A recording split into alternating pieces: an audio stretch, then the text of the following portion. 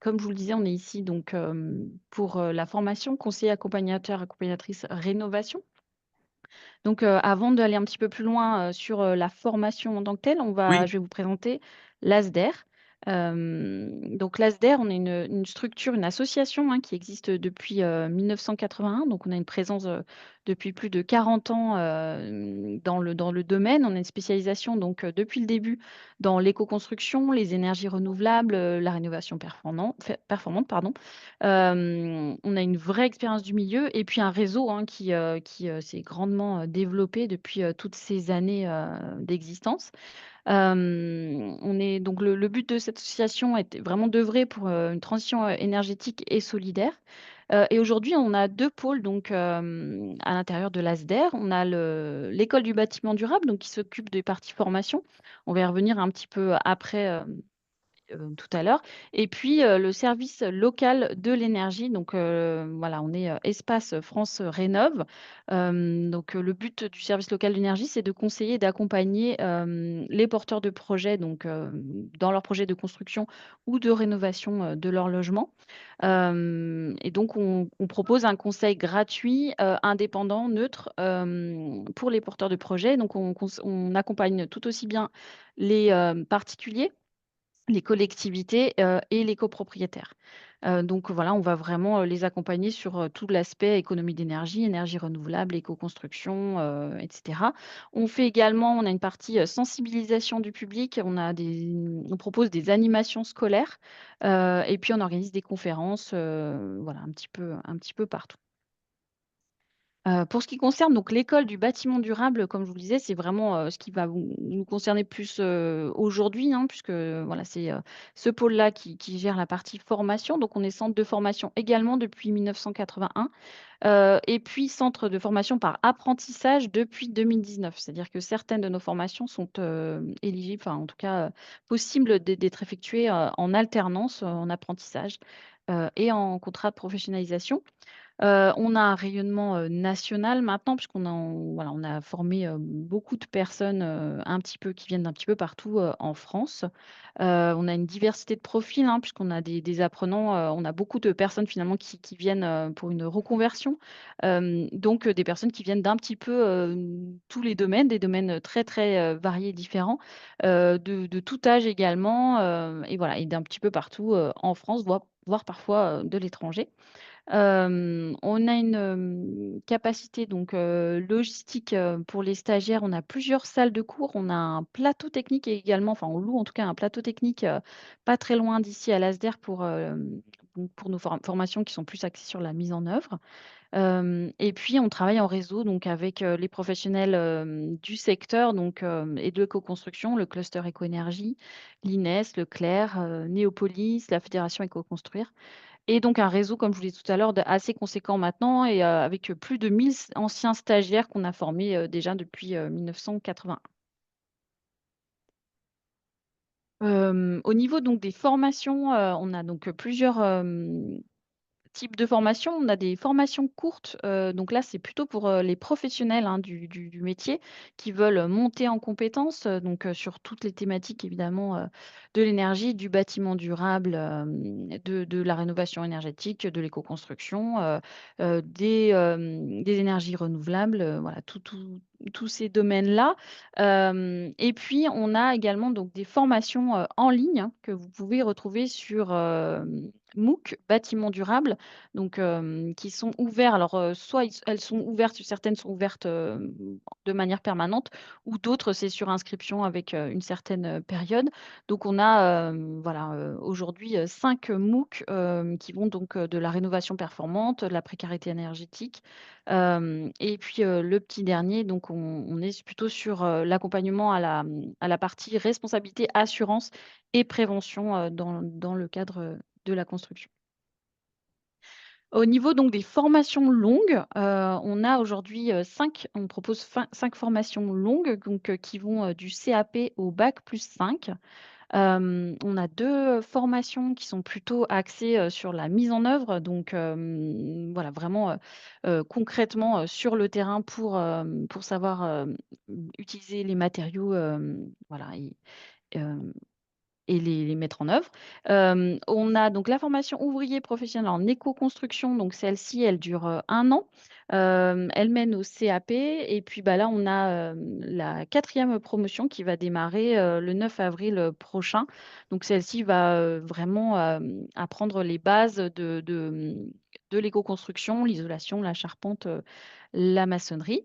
Ensuite, on a chef d'équipe en performance énergétique du bâtiment. Donc celle-ci va durer, environ 10 mois. Elle amène au bac, donc elle est reconnue, elles sont toutes les 2 reconnues. Elle amène au bac et celle-ci va aller un petit peu plus loin, donc il y a aussi toute la partie, justement, base de l'éco-construction, mais elle va aussi aller plus loin, sur la partie rénovation énergétique et puis sur la partie, justement de savoir gérer un chantier, de A à Z, voilà, d'avoir le recul suffisant pour faire de l'analyse de bâtiment, des préconisations et cetera. Ensuite, on a les 3 autres formations donc qui sont, plus, axées sur, du conseil et de l'accompagnement, en général. Donc on a chargé de projet qui existe depuis le tout début en fait, hein, c'est la 40e promotion, là qui est en cours. Elle va vraiment, mener, on va dire, au conseil et à l'accompagnement, aussi bien des particuliers, des copropriétaires et des collectivités. Donc elle amène un bac plus 3-4, donc niveau 6 et elle dure 1 an également. La prochaine promotion va démarrer en octobre, de cette année. On a donc la formation CAR, hein, c'est pourquoi vous êtes ici aujourd'hui, donc conseiller accompagnateur rénovation, qui dure 15 semaines, qui, au départ était, extraite donc de chargés de projet puisqu'on avait, des demandes en fait de personnes qui voulaient plus, se spécialiser pour, l'accompagnement aux particuliers et aux ménages. Donc elle valide le premier bloc de compétences de chargé de projet, et puis bon, on va vous la présenter, elle va évidemment, bien plus loin que ça. Enfin la dernière, donc expert de la transition énergétique qui a démarré, ben, la toute première promotion a démarré en septembre, dernier, 2024. Donc celle-ci, elle va, plus loin en fait, elle est plus, axée pour les personnes qui ont déjà des connaissances, dans le domaine. Et puis elle emmène un bac plus 5, donc elle dure 1 an également, et donc la prochaine promotion va démarrer en septembre, 2025. Au niveau de l'équipe, donc aujourd'hui, on est plus de 60 salariés, donc ça concerne vraiment les 2 pôles, hein, dont je vous parlais tout à l'heure, la partie, service local de l'énergie et la partie, pôle, formation, donc école du bâtiment durable. Et ici, vous avez en photo les 4 personnes, avec lesquelles vous aurez un petit peu plus de contact. Voilà, on va pas pouvoir vous présenter tout le monde aujourd'hui, mais sur cette formation, donc Laurie qui est ici, qui s'est présentée tout à l'heure, la responsable de cette formation. Donc Virginie, moi qui, m'occupe du recrutement et de l'accompagnement des apprenants. Je suis aussi en binôme avec Delphine qui, s'occupe aussi du recrutement et de l'accompagnement des apprenants, mais sur, d'autres formations, des autres formations longues. Elle est également référente handicap, donc voilà, on y reviendra peut-être tout à l'heure, mais voilà, si jamais vous avez besoin, d'un accompagnement à ce niveau-là, ce sera, la référente. Et puis Corinne, donc qui s'occupe plutôt de la partie administrative, de la formation. Et puis évidemment, plus de 20 professionnels, formateurs qui sont experts dans leur domaine, qui pourront, vous former, tout au long de la formation. Et bien, on arrive déjà à la première partie, questions-réponses. Donc, hop, je vais Et aller je vois voir que si Matt Lesniak a une question. Vous pouvez, enfin, en tout cas, vous avez levé la main, donc si vous voulez poser votre question à l'oral. Ah oui, pardon. Oui, bonjour tout le monde. Bonjour. bonjour. Non, en fait, j'allais le poser dans le chat. Je pense que j'ai appuyé sur quelque chose, mais je peux le poser tout de suite. Mais c'est par rapport au financement, donc je peux peut-être poser ça plus tard quand il y aura. Bah, On va y c'est revenir vrai en que tout là, on cas va sur la peut-être. fin. on- Oui. Tout à fait. Oui. C'est vrai qu'on peut peut-être prendre les questions par rapport à la présentation là qui vient de se dérouler. Après, moi, je vais prendre la main. Je vais rentrer plus dans le détail de la formation et Virginie reprendra pour les financements. Donc oui, peut-être que pour les financements, on peut poser la question à la fin, en effet, À la si ça fin. vous dérange pas. Chat. Ouais. Pareil. Alors, peut-on valider le bloc CAR et envisager plus tard la suite de la formation chargée de projet? Ça, on peut peut-être y répondre maintenant, comme on a présenté l'éventail des formations, Virginie. Oui, si tu veux. Donc, alors, si c'est possible, Robic, de préciser en fait, la question. Hem Si, en fait, l'idée, c'est de... Ah oui, d'accord. Le bloc carte, donc c'est-à-dire le premier bloc de compétences, c'est ça qui est en lien avec la formation chargée de projet, de valider celui-ci et ensuite de continuer avec la formation chargée de projet, c'est bien ça? Ok, oui, c'est Oui. ça. Alors, oui, c'est possible, enfin, évidemment, c'est possible euh, concrètement de le faire. Après, la question, c'est plutôt dans quel objectif? Qu'est-ce qui vous pousserait à vouloir envisager cette opportunité-là, cette option-là? Si vous pouvez juste, vous pouvez tout à fait prendre le micro hein, pour qu'on puisse échanger, ce sera peut-être plus Oui, et simple ce sera par plus écrit. facile en effet. Ouais. Voilà. Non, c'était simplement se dire que la formation chargée d'accompagnement pouvait être disons, un premier pas, et dans la mesure où c'est le premier bloc de la suivante, voilà, de dire qu'ensuite, dans une volonté d'approfondissement ou voilà, de monter encore en compétence, de pouvoir poursuivre sur la chargée de projet sans avoir à repasser entre guillemets ce premier bloc, quoi. D'accord, oui, oui. Alors oui, tout à fait, dans ce cadre-là, évidemment que c'est possible puisque le bloc 1 sera validé. Donc après, voilà, ce sera un aménagement de la formation chargée de projet. Ce sera une personnalisation de parcours, en fait, pour la formation chargée de projet. Après, c'est toujours important aussi de se poser la question, voilà, c'est pour ça que je vous posais la question, pourquoi, dans quel objectif? Parce que l'idée ici, c'est vraiment de partir de votre projet professionnel avant tout et en fonction de ça, justement, de choisir la formation qui va être la plus adéquate, pour vous. Et en fonction de ça, voilà, on verra si effectivement c'est la formation CAR ou tout de suite la formation chargée de projet. Ça, c'est une voilà, c'est ce genre de questionnement, qui peut être intéressant de se poser et on peut échanger, hein, par la suite. Vous pouvez prendre rendez-vous et on peut échanger, par rapport à ça si vous avez encore des questions. Est-ce que ça répond, à la question? Oui, merci. Oui, super. Moi, j'ai une Alors on a une question. Je ne sais oui, pas si on m'entend. Bonjour. Oui, on oui, vous bonjour. entend, Sébastien. Bonjour. Donc, je l'ai posé aussi commencé à me parler dans le chat. En fait, moi, je suis diagnostiqueur immobilier, avec un bac plus 2 au niveau des diplômes liés au bâtiment validés l'année dernière, en fait, avec un parcours classique de centre de formation et de centre de certification. Et en parallèle, j'ai fait un MOOC du bâtiment durable sur la réhabilitation, enfin l'attestation de suivi avec succès du coup d'une formation. Je ne sais pas si c'est une qui est faite par vous, je crois pas. Concevoir une réhabilitation énergétique responsable du bâti ancien. Je sais Non, pas si celle-ci, c'est Non, pas nous. c'est pas nous. c'est pas voilà. Mais je voulais savoir si donc par rapport donc si je comprends bien là, on est sur vous nous présentez une formation qui s'appelle le CAR. J'ai entendu échanger sur le chargé de projet. Le chargé de projet, c'est vraiment quelque chose en bloc où on peut avoir comme ça un module qui fait quelque chose qui ne se passe pas sur un an, du coup, mais qui se fait plus rapidement. Parce que moi, j'ai besoin, en fait, ma problématique, c'est que je ne vais plus pouvoir faire d'audit énergétique au mois d'avril, alors qu'aujourd'hui, c'est une grosse partie de mon chiffre d'affaires, puisque des confrères ne les font pas, en fait. Mais Alors, avec ce que je vous propose, Sébastien, c'est peut-être sur les projets professionnels ouais, précis de chaque personne. Comme Mmh. vous êtes, je pense, une petite, je vais regarder, vous êtes 40. Ce qui est intéressant, c'est intéressant ce que vous dites et je pense que c'est des choses qui peuvent concerner, enfin, mais je pense que c'est peut-être intéressant si vous avez un plan de formation particulier que vous souhaitez suivre, de prendre rendez-vous avec quelqu'un pour avoir un suivi particulier. Mmh. Si ça ne vous dérange pas, on peut peut-être continuer sur le déroulé de la formation CAR, voir si ça vous correspond. Et à la d'accord. suite de ça, envisager d'autres formations et rentrer plus Oui, en détail dans les autres formations lors d'un entretien téléphonique avec une personne qui pourra vous guider. tout à fait. OK. Très Oui. bien. Je prends. Je je vais juste, Et pardon, tu avais pas fini, Laurie? si, j'ai fini. Ah OK. Juste, je vais juste répondre à une partie, j'ai entendu comme dans la question, il y avait une partie sur laquelle je peux déjà répondre, sur la partie, justement, est-ce que, chargé de projet peut se séparer en blocs?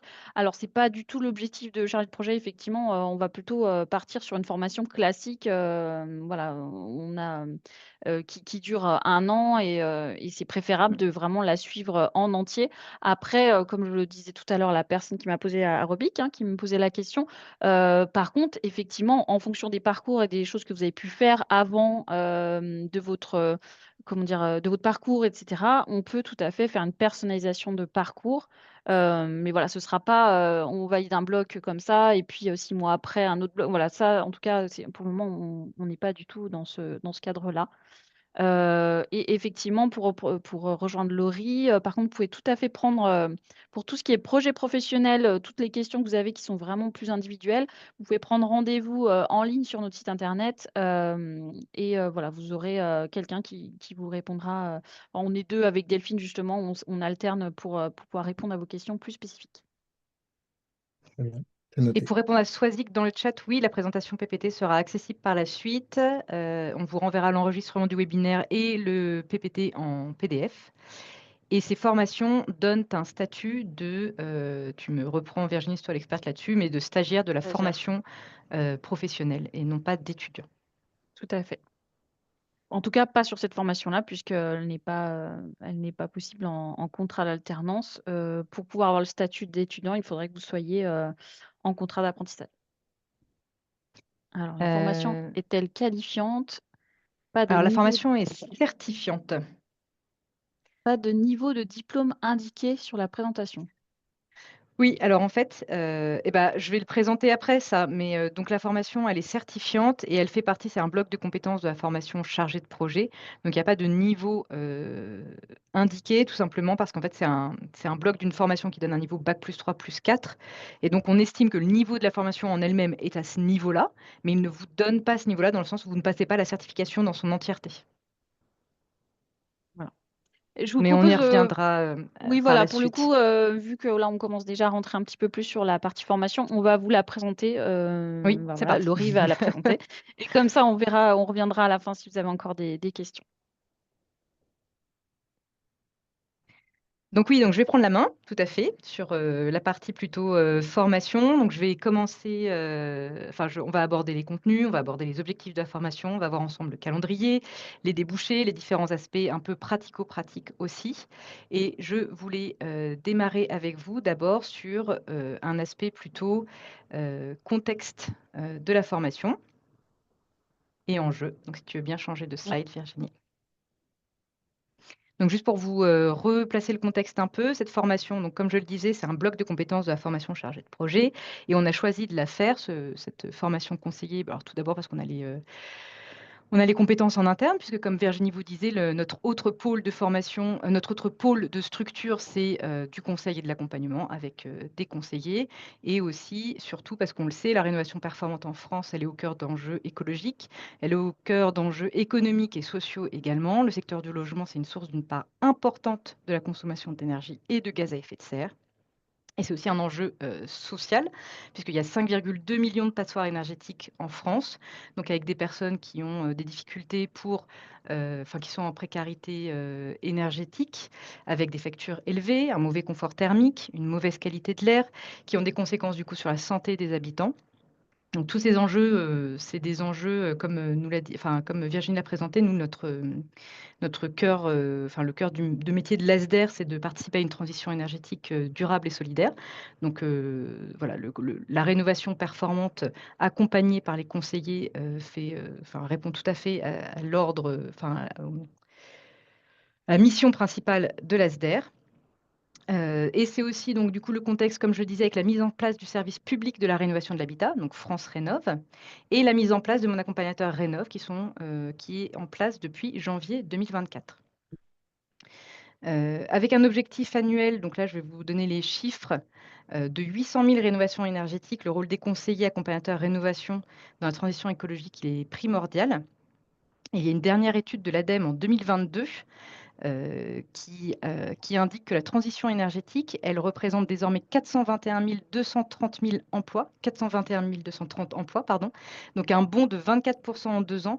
Et dans le domaine du résidentiel, cette augmentation, elle atteint 33%. Et d'ici 2030, les besoins, les professionnels du secteur, ils misent sur la création de près de 400 000 emplois. Donc ça, c'est la dernière étude de l'ADEME qui date de 2022. Voilà, donc c'est pour vous dire que cette formation, elle a été créée aussi parce qu'il y a un contexte favorable avec les enjeux énergétiques, les enjeux de transition et les enjeux sanitaires actuels du parc immobilier français, dans lequel on est très engagé à l'ESTER. Voilà. Je vais passer maintenant plus à une présentation du métier de conseiller. Donc, Alors, le métier de conseiller, il se fait dans plusieurs types de structures, et j'y viendrai dans la slide suivante. Mais il y a des choses qui sont communes à toutes les structures dans lesquelles vous pourrez exercer ce métier. J'aime bien présenter ce métier en disant qu'il a vraiment un double besoin, c'est-à-dire que vous avez besoin d'une expertise technique, d'un socle de connaissances qui soit vraiment solide, mais vous avez aussi toute la partie accompagnement humain, la partie communication qui est indispensable, parce qu'en fait, c'est très bien d'avoir toutes ces connaissances techniques du système constructif, de l'enveloppe, du système, des chauffages, etc. Mais si vous n'avez pas la capacité d'entendre ce qu'on vous dit en face, de cerner le besoin, de cerner les attentes des personnes que vous avez en face de vous, votre conseil ne sera pas approprié. Donc, c'est vraiment voilà, la double phase du métier, c'est-à-dire être capable de conseiller avec les bons apports techniques, mais être capable aussi d'entendre les personnes qu'on a en face de soi. Et c'est un métier qui a de nombreuses facettes, qui est très complet, qui est bien sûr, la mission principale, comme c'est écrit, c'est de guider les ménages, voilà, dans un objectif de performance énergétique. Nous, c'est là-dessus vraiment qu'on base notre conseil. Et c'est un accompagnement donc, du coup, qui est très complet parce que vous avez donc, du coup, l'aspect technique, mais vous avez aussi les aspects financiers avec le plan de financement, les aspects administratifs avec les dossiers à remplir. Bon, alors ça, j'y reviendrai. Selon les structures, ce n'est pas toujours le cas. Vous pouvez être plus technique ou plus administratif. Et il y a parfois aussi les aspects sociaux. Donc ça, c'est pareil. Dans certaines structures, il va y avoir cet aspect social qui sera plus développé que dans d'autres. Ce que je voulais ajouter là-dessus, c'est vous lister un petit peu le type de mission que vous avez. Donc bien sûr, il y a cette mission conseil et accompagnement. Donc avec la prise en compte, la prise en connaissance du ménage que vous avez en face de vous, proposer des solutions adaptées, comprendre le besoin de la personne, conseiller sur la rénovation énergétique, tous les aspects, le système, l'enveloppe, pourquoi pas les énergies renouvelables, et accompagner dans cette mise en œuvre. Mais vous avez aussi l'aspect sensibilisation, sur lequel on parle moins généralement. Et ça, je trouve ça hyper intéressant parce que les conseillers, ils ont souvent aussi cette facette en fait en amont, d'aller à la rencontre en fait du public, que ce soit par des salons, par des webinaires, par des visites dans les écoles, par des participations à des conférences, l'organisation de sessions d'information pour sensibiliser et informer le public justement de l'intérêt de la rénovation énergétique. Donc ça, c'est important parce que ça veut dire que vous allez avoir besoin d'une vraie culture générale un peu transition énergétique qu'on va vous apporter à l'ASDER. On a vraiment construit cette formation par rapport aux missions du conseiller. Donc, vous le verrez ensuite par le contenu. On couvre vraiment toutes les missions du conseiller. Il y a aussi dans les missions du conseiller la capacité à faire un audit énergétique qui va plus loin qu'un DPE pour ceux qui sont connaisseurs. Donc, pour évaluer la performance énergétique des bâtiments, des installations, identifier les sources de dépenses énergétiques. Je m'interromps parce qu'il y a des gens qui arrivent. Et il y a aussi la partie veille. Ça, c'est intéressant aussi. Il faut être agile dans ce métier de conseiller parce qu'il y a beaucoup de changements, que ce soit des changements sur justement les systèmes qui existent, que ce soit des changements sur les aides financières qui existent, sur les évolutions techniques, sur les évolutions réglementaires. Enfin voilà, il y a toute une partie aussi information et nous, nos conseillers, ils ont vraiment dans leur temps de travail un temps veille qui est pris en compte pour toujours être à l'affût en fait de ce qui se passe. Et on a des référents chauffage bois, on a des référents PAC, pompe à chaleur, on a des référents photovoltaïques qui alimentent quasiment au quotidien, quand même plutôt de manière hebdomadaire, les nouveautés sur le sujet. Voilà, on peut passer à la slide suivante. Donc, comme je vous le disais, ce métier, en fait, cette formation elle est très ciblée. Virginie vous a présenté l'éventail de nos formations. De toutes les formations qu'on a, je dirais que la formation conseiller, accompagnateur, rénovation, c'est celle qui est la plus ciblée métier. On a vraiment construit cette formation autour du métier de conseiller rénovation et on vous apporte vraiment tous les outils dont vous avez besoin pour être conseiller à la fin de cette formation.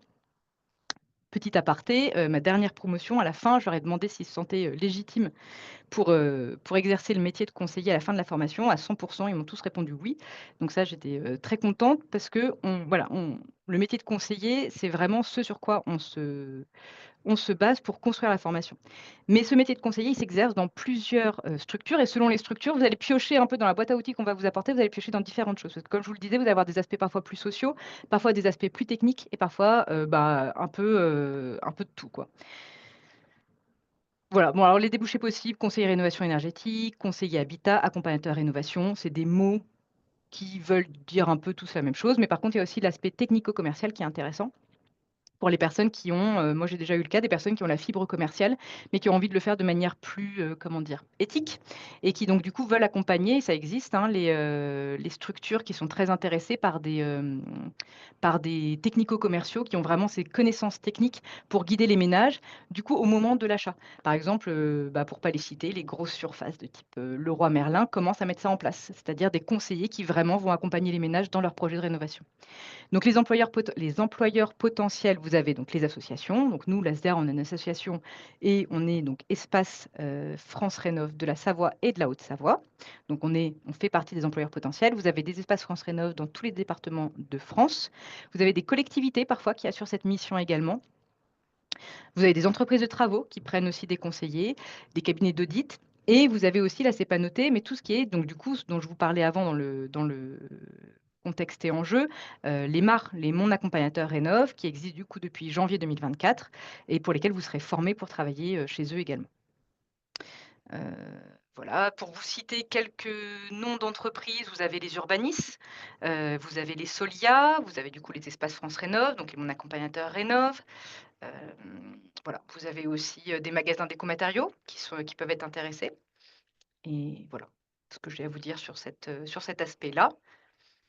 Je me répète, mais n'hésitez pas, si je ne suis pas complète ou s'il y a des choses qui vous interrogent, à poser des questions dans le chat et on y répond après. Eh bien, on peut passer à la slide suivante. Alors, avant de rentrer dans le cœur un peu du contenu et du pratico-pratique de la formation et de son contenu, et de ses objectifs. Je voulais juste vous informer que cette session, c'est la première session sur laquelle il va y avoir un nouveau référentiel. Alors, sans vouloir rentrer trop dans le détail, parce que c'est important sans trop l'être, un référentiel, en fait, c'est ce qui nous permet, on est inscrit au RNCP, donc c'est le répertoire national des certifications professionnelles. La formation y est inscrite via le biais de la formation chargée de projet. Et tous les 3 à 5 ans, un référentiel se doit de changer. Celui de la formation chargée de projet arrivait à son terme. Il y a donc eu un nouveau référentiel. Donc, on passe désormais sur un bloc de compétences de la formation. Ce qui est important, peut-être prendre en note, parce que pour l'instant, il y a plusieurs fiches RNCP qui existent. Donc, le numéro sur lequel vous serez, c'est le numéro 39748. Le référentiel, du coup, il a été vraiment un peu quand même revu à neuf. Et c'est vraiment un référentiel qui s'adapte aux besoins actuels, qui est vraiment intéressant. Le contenu va un petit peu évoluer, mais les objectifs pédagogiques restent les mêmes. Vous allez, en fait, c'est des cours un petit peu en plus. Ce qui est majeur et sur lequel j'ai réussi en fait du coup à gagner du temps pour vous apporter plus de contenu, c'est l'évaluation qui change. Avant, on était sur du contenu écrit plus une soutenance orale avec des examens écrits. Donc vous aviez 6 heures d'examen écrit, je dirais. Là, on est sur une évaluation qui est complètement différente et que je vous présenterai en fin de présentation. Mais voilà, ce qu'il faut retenir, c'est que c'est ça le changement majeur. Le numéro RNCP, l'évaluation que je vous présenterai, qui, je trouve, est très intéressante, et avec un contenu qui évolue avec beaucoup plus, avec des apports différents. Par exemple, avant, on ne voyait pas l'acoustique, vous allez avoir un aspect acoustique. Le changement majeur, c'est que vous allez avoir plus de points AMU, donc accompagnement à la maîtrise d'usage. Sobriété énergétique va être renforcée et l'aménagement,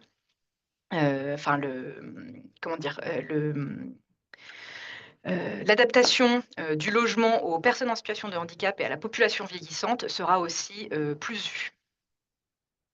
Voilà. On peut passer à la slide suivante. Le contenu de la formation. Alors, tu peux appuyer 2 fois, je crois, parce que les objectifs, voilà, j'avais fait un petit effet, mais encore une fois. Voilà, très bien. Ce sera très bien comme ça. Donc, le contenu de la formation. Donc, il y a 3 objectifs de formation qui sont centrés autour du coup, qui ont été pensés autour des missions du conseiller. Donc, les objectifs de mobiliser, c'est tout ce qui tourne autour de la partie plutôt sensibilisation, donc de fédérer, d'emmener les ménages vers des projets de rénovation, donc ce dont je vous parlais, les conférences, je n'en ai pas parlé, mais c'est aussi des balades thermographiques, c'est du coup des visites scolaires, etc. Donc ça, c'est un des objectifs de la formation, c'est de vous donner du coup ces connaissances-là, ces compétences, cette culture générale un peu pour pouvoir sensibiliser le grand public à ces sujets. Donc ça tourne autour d'actions de sensibilisation et d'information, en étant aussi capable d'adapter son discours à ses je recommence, à ses interlocuteurs, et donc d'avoir des capacités de vulgarisation qui est aussi une compétence phare du conseiller accompagnateur. Informer et conseiller, donc ça, c'est plutôt la partie quand on a un ménage en face de soi, donc c'est être capable de sortir sa boîte à outils. Vous n'y arriverez pas tout de suite, je vous le dis tout de suite, en fin de formation, vous allez avoir tellement la tête comme ça que vous aurez peut-être un petit peu du mal à aller chercher dans les bonnes cases, mais vous allez voir que ça va venir très vite. Et donc, du coup, ça, c'est la capacité, du coup, à comprendre le projet du ménage qu'on a en face de soi et de proposer des objectifs, de le conseiller et voilà, de lui proposer un plan de financement, de lui proposer un plan d'action. Donc concrètement, à l'issue de la formation, voilà, c'est d'être capable de proposer des solutions techniques en intégrant les connaissances que vous avez eues de conception bloc climatique, de systèmes constructifs, de confort thermique, dans les audits ça vient après, de la prévention des surchauffes, la qualité de l'air intérieur. Enfin voilà, c'est d'avoir en fait toutes ces connaissances un peu en tête pour pouvoir conseiller au mieux les personnes que vous avez en face de vous, en adaptant face aux besoins de la personne que vous avez en face de vous. Voilà. Et finalement, accompagner les ménages, donc le troisième objectif. Donc ça, c'est la mise en place du projet. Et donc là, concrètement, de quoi on parle, c'est d'être en capacité de réaliser une visite de site, donc d'effectuer un état des lieux, d'effectuer une prise de cote, de repérer les éventuelles pathologies d'un bâtiment, comme l'humidité, par exemple, de réaliser l'audit énergétique du bâtiment grâce à un logiciel, donc d'exploiter les plans, les éléments constitutifs du bâtiment. Enfin voilà, vous serez formé à tout ça, de identifier, mesurer et évaluer les consommations énergétiques, d'être en mesure de proposer plusieurs scénarios à un ménage avec une proposition un peu peut-être par rapport à ce qu'ils veulent, puis une proposition qui va un peu plus loin pour essayer de les faire aller vers une rénovation globale si c'est vertueux et si la question se pose. Voilà, et d'être capable aussi de quantifier les postes de dépenses, donc de démontrer les gains économiques, de démontrer les gains environnementaux, de démontrer aussi les gains sanitaires s'ils existent, etc. Voilà. On peut passer à la slide ensuite. Donc là, pour rentrer un peu plus dans l'aspect pratico-pratique, donc ce que je vous disais, ça fait, je pense 4 fois que je vous le répète, donc la formation s'appuie sur le bloc de compétences de la formation chargée de projet énergie et bâtiments durables. C'est une formation qui est donc certifiante. Il y a une petite coquille, c'est une formation de 15 semaines. C'est vrai que normalement, elle dure 14 semaines, mais là, le calendrier d'avril, il y a tellement de jours fériés que ça a monté à 15 semaines, la durée de la formation. Et on alterne entre des périodes d'enseignement en distanciel et des périodes en entreprise. Le calendrier, il est construit, on en verra après, mais il est construit de manière à ce que le distanciel, quand vous êtes tout seul face à votre ordi, ne soit pas plus que 2 semaines. Alors, il y a une période où vous serez peut-être pendant 3 semaines, mais il y a beaucoup de jours fériés, donc je me suis dit que ça irait. Voilà, donc c'est 30% en centre de formation, 70% à distance. Ce qui peut être intéressant aussi de vous dire, c'est que le distanciel, c'est à la fois ce que nous, on appelle dans notre jargon de formation du synchrone et de l'asynchrone. Qu'est-ce que ça veut dire? Le synchrone, c'est ce qu'on est en train de faire, c'est-à-dire que vous aurez quelqu'un en face de vous qui vous parle dans une classe virtuelle avec, un formateur qui sera en face de vous. Et l'asynchrone, c'est vous êtes face à notre logiciel, donc notre plateforme LMS, ça s'appelle, sur lequel vous aurez des cours variés sur la ventilation, la conception bioclimatique, la rénovation performante. Et donc ça, c'est pareil, j'essaye de temporiser pour qu'il y ait des semaines un peu construites avec un peu d'asynchrone, un peu de synchrone. Je fais au mieux, c'est pas toujours possible. Vous avez donc 6 semaines en entreprise, mais on verra ça dans le calendrier ensuite. Mais vous avez aussi donc du coup des apports techniques, des études de cas, des mises en situation pratique sur le terrain. Alors, mise en situation pratique sur le terrain, ce qu'on entend par là, c'est qu'en fait, on va vous faire des simulations, des visites d'entreprise. Voilà, on essaye de faire en sorte que quand vous êtes en présentiel, on mise un peu tout là-dessus pour essayer de faire en sorte que vous voyez des différentes choses intéressantes. Et Virginie l'a déjà précisé, mais vous avez plus de 20 intervenants, c'est tous des pros dans leur domaine, et c'est des formateurs qui sont vraiment très passionnés par ce qu'ils font et qui ont vraiment à cœur de transmettre leurs connaissances. Donc voilà, ils sont super. Voilà, vous aurez par exemple de nombreux conseillers France Rénov, certainement un auditeur énergétique, une architecte, des artisans, voilà. Ce qui est intéressant peut-être à dire aussi, c'est que vous passez la formation FIBAT Audit Réno. Donc qui dure 17h30. C'est une formation qui, alors je ne voudrais pas rentrer trop dans le détail, c'est un peu compliqué, mais en tout cas, c'est une première brique pour pouvoir ensuite obtenir un RGE de auditeur énergétique. Et ce RGE, il est indispensable pour être MAR. Voilà. Ce qu'on peut dire aussi quand même, je ne sais pas si tu l'as dit Virginie, je ne me souviens pas, mais c'est qu'on reçoit de nombreuses offres d'emploi qu'on vous envoie. Je crois qu'on a plus de 300 par an. Voilà. Et Oui, vous pouvez je l'ai pas vraiment dit. compter sur la force du réseau parce qu'on a, depuis 80, c'est vrai qu'on voit vraiment qu'en fait, on forme plein de professionnels qui travaillent désormais dans ce milieu-là. Et voilà, on a vraiment un réseau sur lequel on peut s'appuyer pour les stages, pour les offres d'emploi. Et c'est vraiment intéressant de tisser ces liens-là.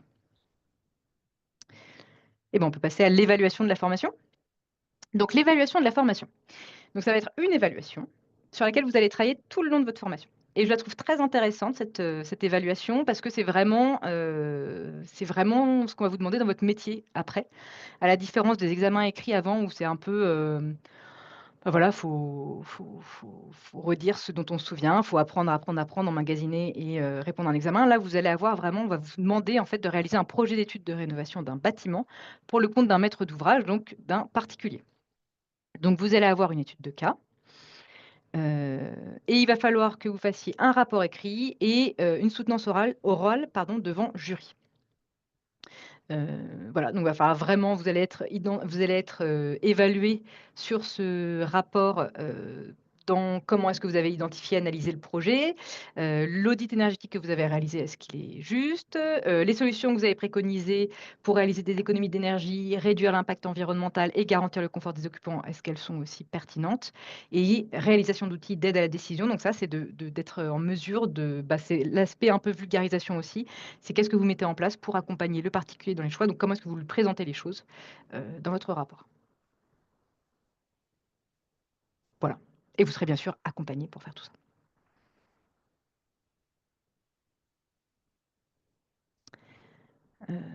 Le calendrier. Donc le calendrier, pour vous le présenter, donc en jaune clair là sur les jours, les 1, 2, 3, 4, c'est les vacances scolaires. En bleu, vous avez toutes les parties à distance.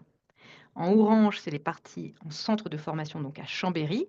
Donc vous avez une première semaine entre le 14 et le 18 avril, une autre le 2 et 6 juin, et les 2 derniers jours, qui sont les jours de soutenance orale, les 15 et 16 juillet.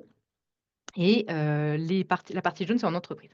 Ce que je trouve intéressant, parce qu'il est assez, bon, je pense que vous le comprenez assez bien, ce calendrier, mais ce qui est important et intéressant de se dire, c'est que sur la partie entreprise, ça a été fait exprès, c'est 1 semaine puis 5 semaines. C'est le fruit d'une réflexion avec les entreprises, les stagiaires d'avant, parce qu'avant, c'était pas forcément comme ça. La première semaine, c'est vraiment 1 semaine d'immersion. Il faut que vous le présentiez comme ça aux entreprises quand vous cherchez un stage. Et ça a très bien fonctionné. Les entreprises étaient très satisfaites de ce découpage. C'est-à-dire que la première semaine, c'est 1 semaine d'immersion. C'est le moment où vous rencontrez vos collègues, l'entreprise dans laquelle vous allez évoluer, votre bureau, les missions, ce que vous allez faire, les logiciels. Enfin, c'est une prise en main un petit peu. Et l'idée après, c'est que quand vous arrivez en juin-juillet, c'est vraiment de vous mettre sur des missions et du pratico-pratique et de vous faire réaliser de l'audit et de vous faire du premier conseil téléphonique. Enfin voilà, de vraiment être... Voilà, bien sûr, je ne vous dis pas que le 10 juin, vous serez prêt et vous pourrez faire tout seul, mais en tout cas, c'est l'idée, c'est de vous faire 5 semaines d'affilée pour vraiment pouvoir vous intégrer dans la société. Et c'est aussi parce que comme ça vous permet cette semaine de mai de vous dire, OK, alors tout ce que j'ai vu pour l'instant à l'ASDER en, en connaissance, maintenant, je commence à me rendre compte de à quoi ça va servir. Et après, hop, on repart en formation pour pouvoir non, pardon, excusez-moi. Oui, si, c'est ça. Pour après recontinuer la formation et repartir en stage. Voilà. Je crois que c'est tout. N'hésitez pas encore si vous avez des questions. Et ben, je crois que j'ai fini. En fait, je vais arrêter de parler. Je vais relaisser la parole à Virginie. Allez, c'est mon tour. Du coup, on va parler un petit peu de recrutement. Donc vous inquiétez pas, hein, j'ai bien vu que vous aviez des questions, on va y revenir un petit peu après. Sur la partie recrutement, donc pour envoyer votre candidature, comment ça se passe? Et ben, c'est en ligne directement, donc sur le site de l'ASDER, exactement là où vous avez trouvé finalement votre inscription pour, le webinaire. Vous allez avoir un petit accès où vous pouvez candidater donc en ligne. On va vous demander de remplir un formulaire. En fait, vous avez, 3 questions, qui vont nous servir un petit peu comme une lettre de motivation, où vous expliquer un petit peu pourquoi vous candidatez. Vous incluez votre CV et ensuite, suite à ça, donc je m'occupe de vous rappeler. Voilà, on a un petit entretien téléphonique, pour voir, si, la formation correspond bien à votre projet professionnel et ensuite on se cale un entretien donc qui dure à peu près 1 heure, donc souvent, évidemment en visioconférence, hein, via, le logiciel Zoom parce que vous êtes, souvent, un petit peu, répartis un petit peu partout en France, donc on ne va pas vous faire déplacer. Donc cet entretien, il a pour objectif vraiment de, lever les doutes en fait, de votre côté, pour voilà être, vraiment sûr que c'est la formation, qui vous, correspond, le mieux, en tout cas qui correspond le mieux à vos attentes et à votre objectif. Et puis voilà, de faire connaissance. On discutera de votre parcours, antérieur, de votre projet, voilà, on reviendra aussi donc plus précisément, en fonction de votre profil, et de votre statut donc, des financements, de la partie financement, voilà donc, on et puis, en amont donc de cet entretien, je vous enverrai un petit test à passer donc en ligne, hein, en condition d'examen. Ça, c'est juste pour un petit peu, bah, ça a 2 objectifs. Le premier, c'est que nous, on se rende compte, de votre niveau, de voir si effectivement vous allez pouvoir être capable de suivre, la formation.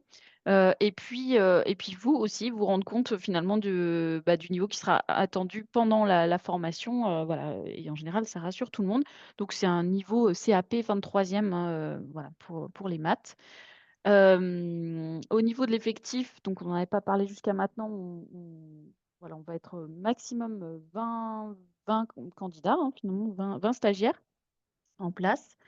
Voilà pour, la partie, candidature. Ensuite au niveau du financement, donc, pour le coût de la formation, on est à 16 € de l'heure sur, 245 heures, ce qui fait un total de 3 920 €.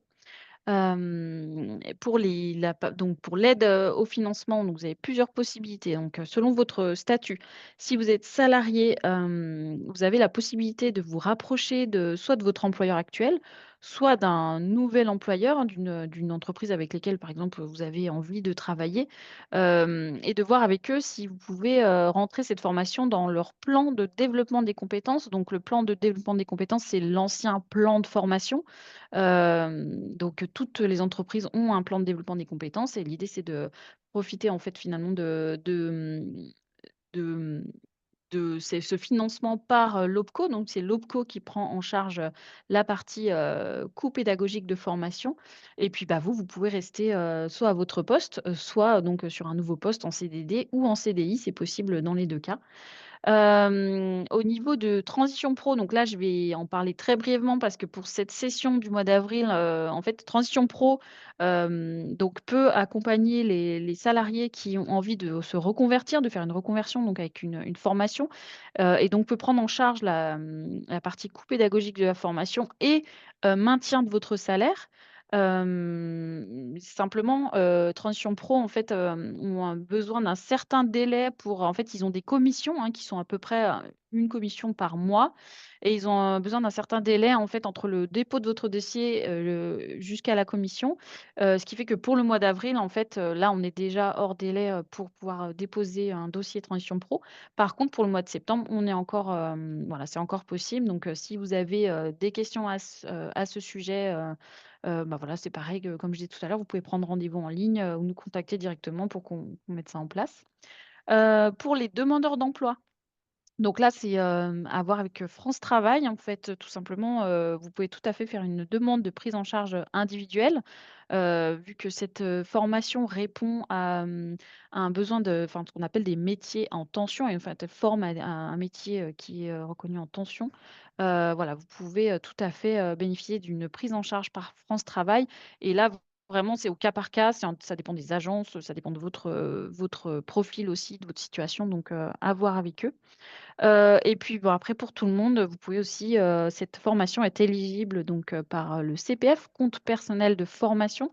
Donc voilà, si vous avez déjà travaillé, vous avez, acquis en fait des droits à la formation. Donc avant ça s'appelait, CIF. Et donc voilà, il faut que vous ayez, accès à votre compte personnel de formation pour pouvoir voir à quel montant vous bénéficiez aujourd'hui, vous avez droit pour pouvoir ensuite, donc, postuler à cette formation par ce biais-là. Voilà, je crois que j'ai tout dit pour la partie financement. Au niveau de l'organisation pratique, Laurie, je te laisse, prendre le relais? Oui, donc là, on rentre vraiment dans le pratico-pratique. Donc, il faut bien sûr un matériel pour pouvoir suivre la formation qui est majoritairement à distance. Donc, un ordinateur portable. Alors, j'ai précisé PC. Parce que un des logiciels qu'on pourrait utiliser pour tout ce qui est audit énergétique nécessite le fait d'avoir un PC, ne fonctionne pas sur Mac. Après, il y a toujours la possibilité qu'on vous en prête un. Mais si vous en avez un, c'est encore mieux. Une connexion au débit est stable puisque les cours se passent sur Internet, que ce soit via la classe Zoom ou sur notre plateforme de formation.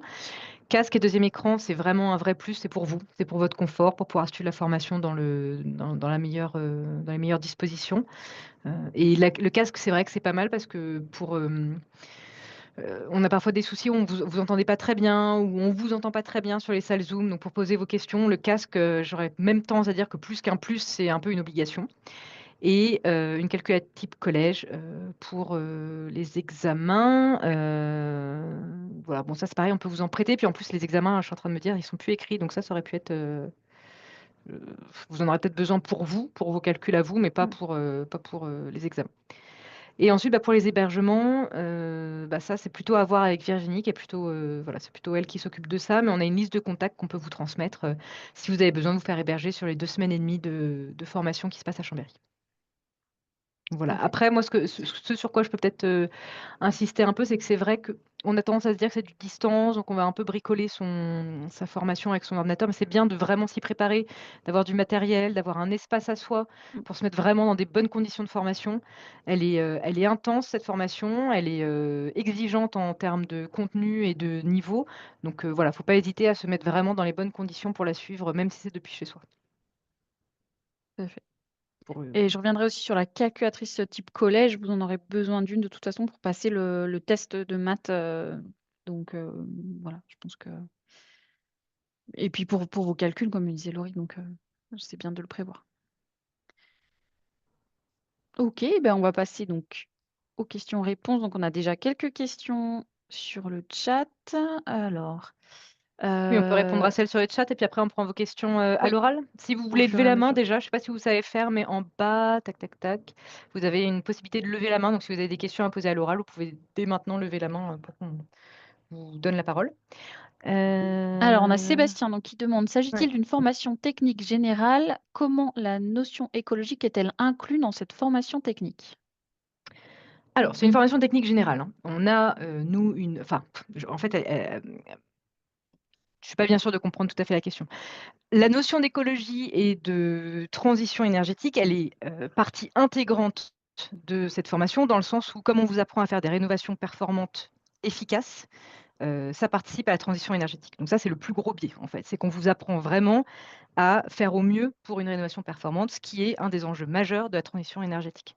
Il y a aussi un aspect euh, écologiques qu'on peut voir par certains cours, mais qui sont minimes, on va vous sensibiliser à l'empreinte carbone, qu'est-ce que c'est, on va vous sensibiliser à certains scénarios de transition énergétique, on va vous sensibiliser à... je réfléchis au photovoltaïque, par exemple, on a aussi des cours là-dessus un petit peu, donc aux énergies renouvelables. Mais l'idée, c'est pas que d'aborder le biosourcé, c'est pas que d'aborder le chauffage bois. Vous verrez tous les systèmes qui existent, vous verrez tous les matériaux qui existent. Et l'idée, c'est de vous former à être de bons conseillers et pas seulement sur cet aspect écologique. Donc oui, il y a l'aspect biosourcé qui existe, mais tous les autres matériaux vous seront présentés, par exemple. Bah, Après, c'était oui, la hein, question. l'ASDER, on a un engagement fort pour la transition énergétique, mais aussi un engagement fort à être neutre et indépendant et à faire de vous des conseillers neutres et indépendants, et donc du coup à l'être avec les personnes que vous avez en face de vous et à accompagner leurs besoins, leurs projets, euh, sans être trop partial. Je ne sais pas si je réponds bien à la question, n'hésitez pas à ajouter des, voilà, à Donc, du coup, demander des ça précisions. répondait, j'imagine, aussi à la question pardon, d'Anne qui demandait voilà, les contenus de formation sont-ils axés sur l'approche biosourcée? Donc, je pense que ça a été assez clair. Pauline, Pauline, jusqu'à quelle date pouvons-nous candidater? Alors, officiellement, vous pourriez candidater jusqu'à la veille de la formation, j'ai envie de dire. Par contre, il faut prendre en compte quand même que pour pouvoir accéder à la formation, il faut aussi que vous ayez trouvé un stage, donc une structure d'accueil.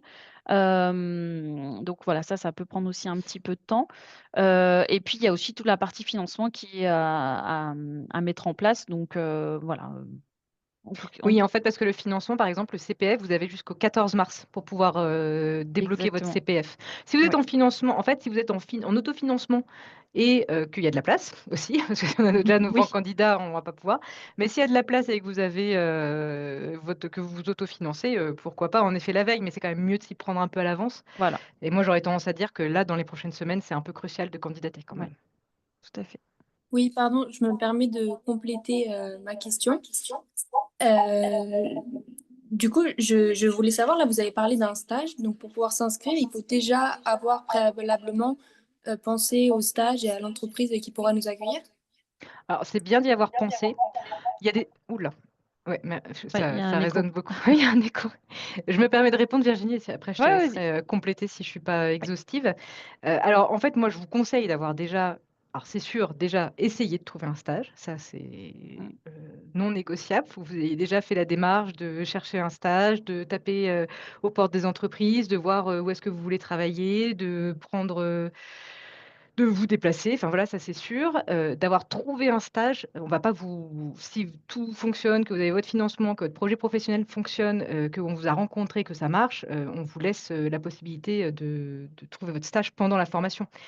Si je reprends mon calendrier, vous commencez le 3 avril, la première période de stage, elle est le 12 mai, ça vous laisse un temps pour Mm. chercher. Mais franchement, je ne le recommande pas non plus. Mais après, à chaque fois, à chaque session, il y en a qui n'ont pas leur stage et qui le trouvent pendant la formation, hein. On a toujours 3-4 qui ne l'ont pas. Donc non, c'est pas rédhibitoire et vous serez accepté en formation. Mais c'est une charge mentale en plus pour vous, quoi. Du coup, c'est un truc à chercher. Vous avez déjà les cours à assimiler, les contenus, les études des cas sur lesquels travailler, votre travail de votre évaluation finale sur laquelle il va déjà falloir que vous vous penchiez un peu. Ça fait un truc en plus, mais on vous accompagne aussi. On est là pour ça. Si pendant la formation, vous n'avez toujours pas de stage, bah nous, on est là pour essayer de vous aider aussi. Enfin, en sachant que c'est quand même à vous de faire les démarches, hein, mais voilà. Mm. Je peux Tout à poser une fait. Ça question? marche, merci.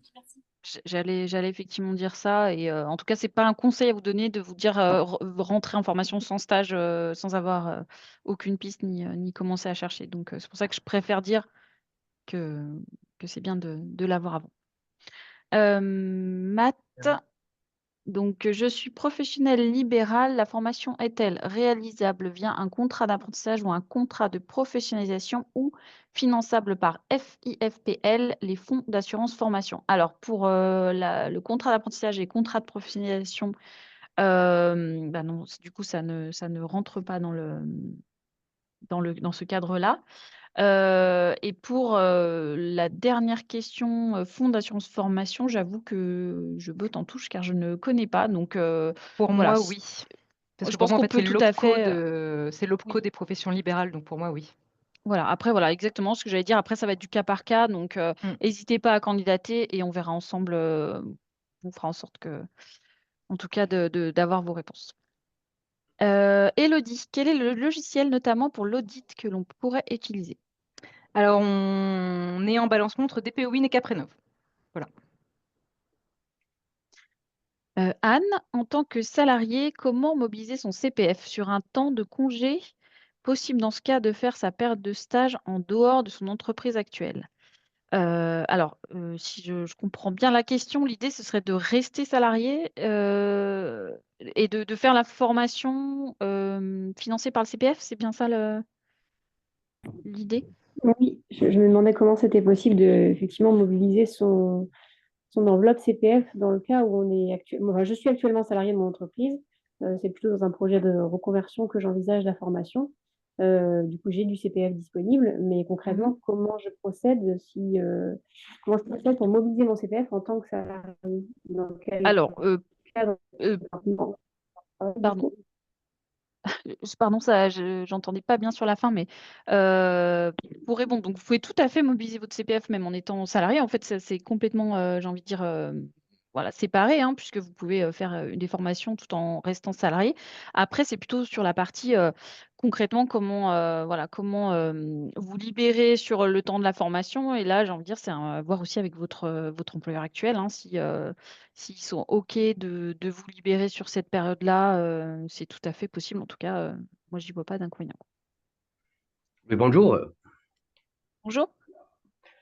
Excusez-moi, juste une petite question par rapport à l'AIF de France Travail. Et pour commencer les démarches, même avant la réponse à la candidature, ou il faut attendre la réponse à la candidature déjà déposée? Ah, vous pouvez tout à fait faire les deux en parallèle. J'ai envie de dire, vous pouvez commencer à en parler avec votre conseiller ou conseillère France Travail et candidater. Voilà, et les deux En processus parallèle. se feront de manière parallèle. Oui, tout à fait. OK, merci.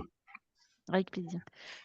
Hubert, quel est le taux d'insertion de la formation à 6 mois et avez-vous une fourchette de rémunération annuelle de vos anciens stagiaires? Laurie, je te laisse Oui, alors répondre. le taux d'insertion de la formation à 6 mois, alors j'allais voir le site internet, c'est de 94% de placement dans le métier visé à 6 mois.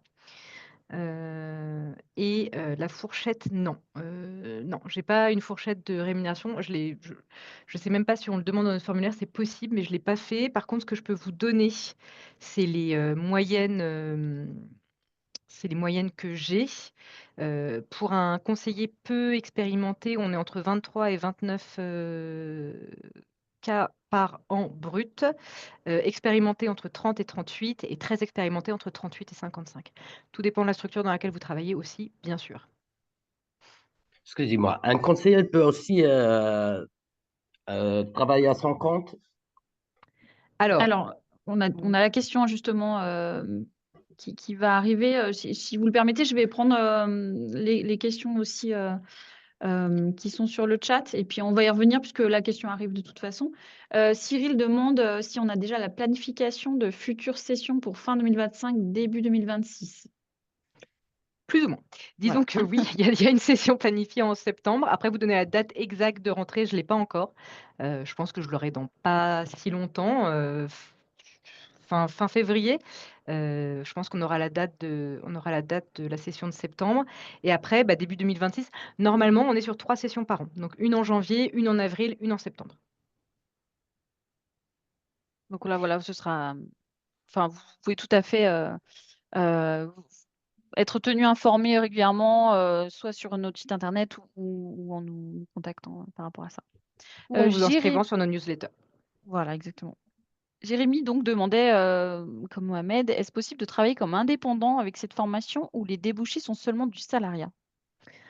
Alors, euh, alors, elle est un peu compliquée cette question parce que ça va dépendre de votre niveau de base.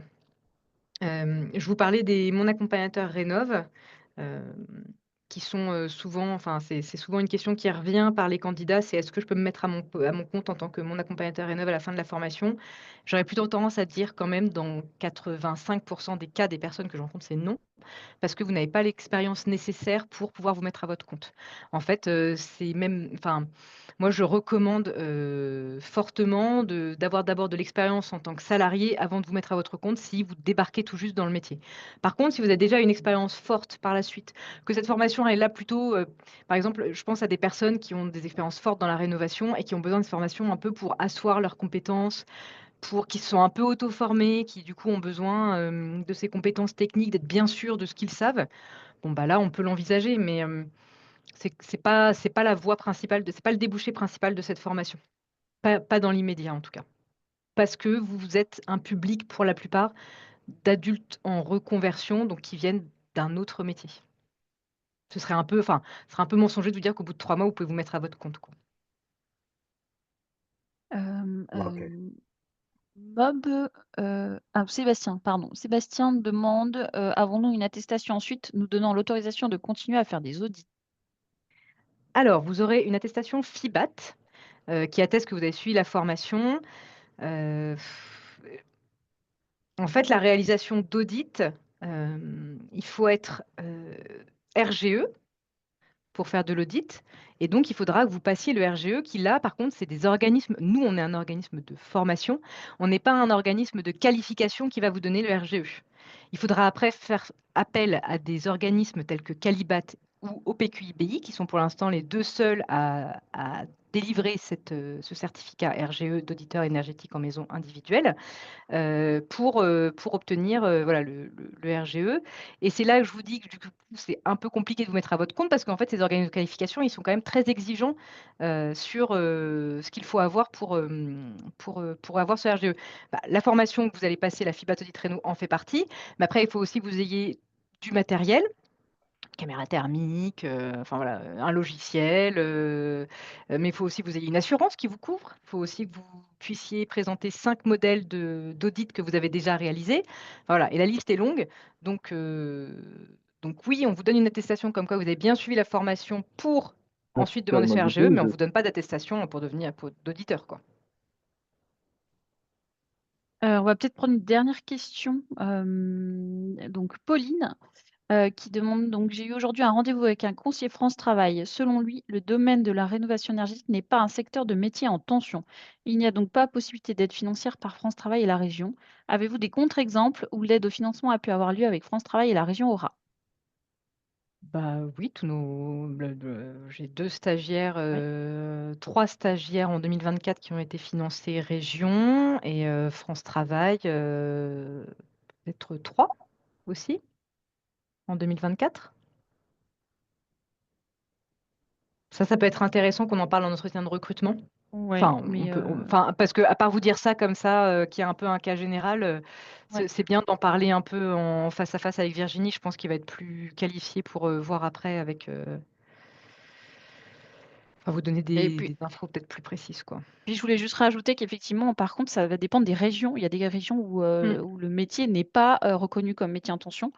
Donc ça, voilà, c'est aussi quelque chose à prendre en compte et effectivement à vérifier aussi avec France Travail et la région, enfin votre région, quoi, finalement. Ah, quels sont vos horaires de cours? Oui, je vais peut-être juste revenir là-dessus, parce que c'est vrai qu'on ne l'a pas précisé, mais donc on est sur 9h, 12h30, 13h30, 17h.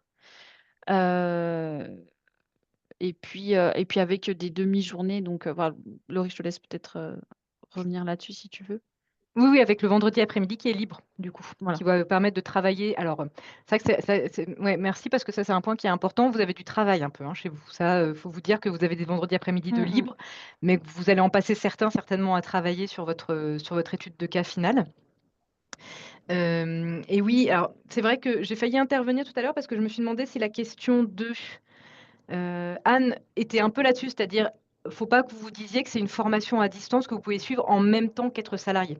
C'est-à-dire que c'est une formation à temps plein. C'est du 32 heures par semaine à distance et du 35 heures quand vous êtes en présentiel à Chambéry et du 35 heures quand vous êtes en stage. Donc, sauf si vous êtes mis à disposition, je ne sais plus comment ça s'appelle, là, ce congé sabbatique qu'on peut demander, par exemple, ou si enfin voilà, faut vraiment être mis à disposition, c'est-à-dire que ça vous prend tout votre temps, quoi. C'est du 9h, 17h tous les jours, sauf le vendredi après-midi que vous avez de libre. Et on vous laisse les Et pas week-ends et les jours fériés aussi. voilà, et pas tous les vendredis après-midi, c'est pour ça que Sauf plus ceux ouais, quand en vous êtes en stage, entreprise et voilà, voilà. tout à fait. Quand vous êtes en stage, bien sûr, et en présentiel, là, on vous garde le vendredi après-midi. Mmh. Voilà, mais il y a pas d'autres questions. Je pense qu'on a fait le tour. N'hésitez pas en tous les cas, soit à candidater si vous êtes déjà convaincu ou à prendre rendez-vous en ligne. Comme je vous disais, on est 2 avec Delphine et on pourra tout à fait répondre plus précisément à vos questions individuelles, voilà. Donc ce sera avec plaisir. Oui, et merci beaucoup à vous tous d'avoir Merci. participé. Merci pour vos questions et merci pour votre intérêt. Et puis peut-être à très bientôt.